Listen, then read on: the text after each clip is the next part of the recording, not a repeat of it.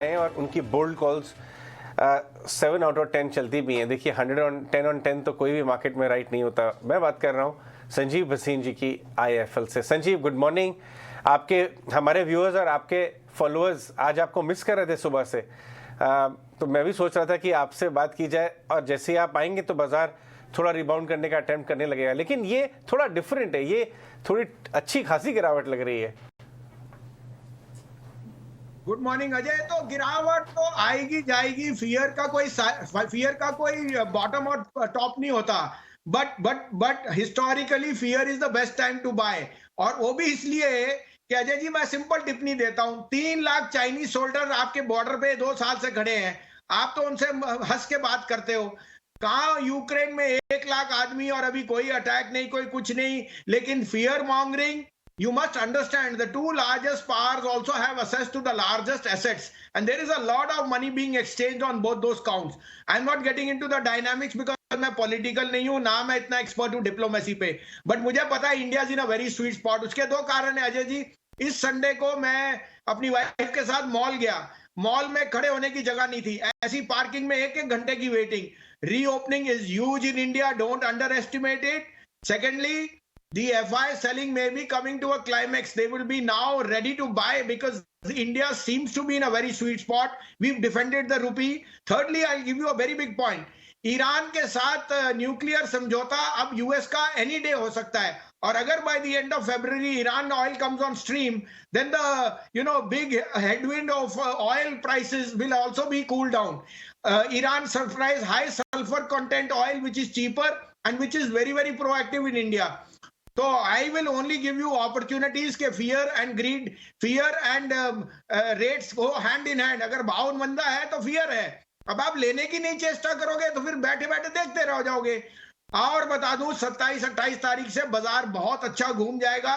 यहां से लेके 10 मार्च तक I am again seeing a revisit of 17,800 to 18,000। बिल्कुल संजीव जी, आप जाने जाते हैं हर सिचुएशन में एक पॉजिटिव आउटलुक, पॉजिटिव नज़रिया बनाने के लिए। Good morning. जिस तरह से आप कन्विक्शन दिखा रहे हैं बाजार पर, ऑफ कोर्स मैं कहना चाहूँगी काबिले तारीफ है। और 27 से 28 के बीच आप देख रहे हैं, उसके बाद आप देख रहे हैं बाजार में और तेज़ी आने के बारे में।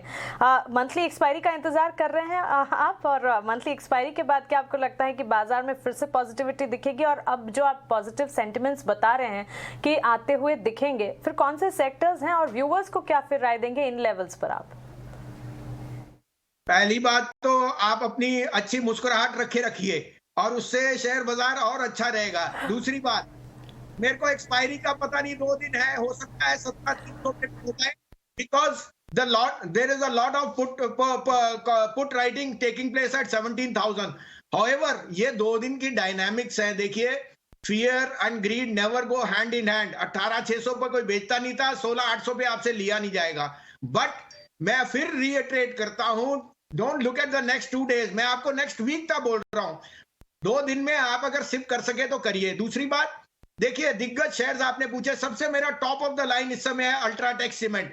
115 मिलियन टन की कैपेसिटी है, and we know margins have been affected more so for Ambuja because उसकी लॉजिस्टिक्स कॉस्ट बढ़ गई है। But UltraTech is a no brainer. They own 115 million tonne and along with the ACC Ambuja combine a market share of 53%। 6700 में ये 6 महीने लो पे है, इसका भाव 7500 से 7800 होना चाहिए। तो ये पहला पिक है। दूसरा, नौकरी is showing very good traction on their basic business, that is hiring. साथ में the unlocking of a value of lot of companies giving me lot of comfort at this 4380। तो नौकरी इज अनदर टॉप पिक। तीसरा, मैं real estate पे बहुत bullish हूं। अगर आप जाके देखें, डीएलएफ ने गुड़गांव में कोई जगह खाली नहीं छोड़ी।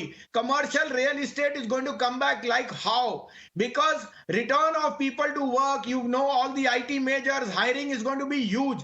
तो Godrej property, DLF, Piramal enterprise are my third pick. और डार्क हॉर्सेस हैं 2 आपके पीएसयूज, नेशनल एल्यूमिनियम, जहां एल्यूमिनियम प्राइसेस बढ़ेंगे, और बीएचईएल। मेरे को लगता है 49 रुपए पे risk reward is very very favourable. They've just bagged a big order for heat generators from Tejas, and they are very very instrumental in capital expansion on the power side. तो ये कुछ आपके लिए नाम है, आप इसमें से चेष्टा कीजिए, अच्छे नाम लीजिए और फियर को अपने बैक बर्नर पे रखिए।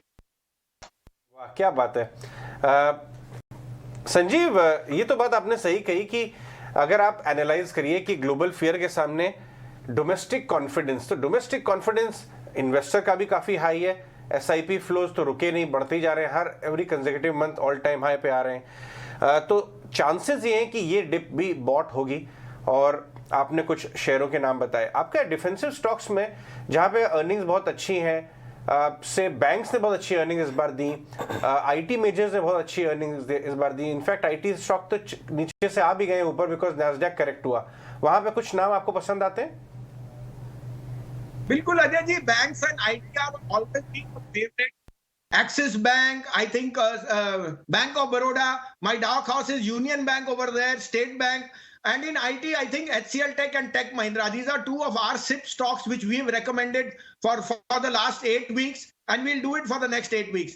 But मैंने आपको जो शेयर कहे वहां रिस्क रिवॉर्ड बहुत फेवरेबल है, because for circumstances they have corrected more than normal.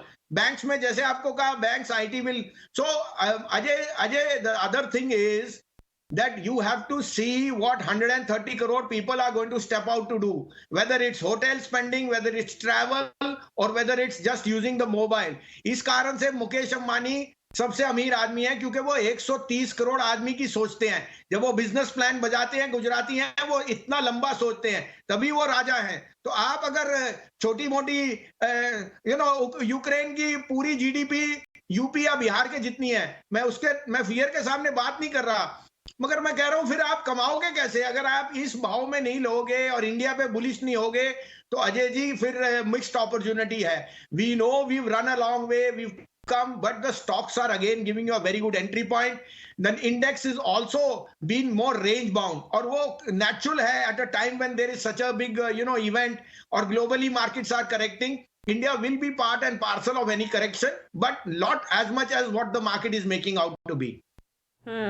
बिल्कुल संजीव जी, इससे अच्छा एनालिसिस और इससे अच्छा सम अप क्या हो सकता है कि कमज़ोर बाजार में भी कमज़ोरी से बिल्कुल ना घबराएं और इस कमज़ोरी में भी कौन सी अपॉर्चुनिटीज़ हैं उसे बिल्टअप करने का फ़ायदा यहाँ पर उठाएं. संजीव जी शुक्रिया, बहुत शुक्रिया आपका हमारे साथ जुड़ने के लिए और अपने एनालिसिस, अपने रिव्यूज़ मार्केट्स पर हमारे बीच रखने के लिए.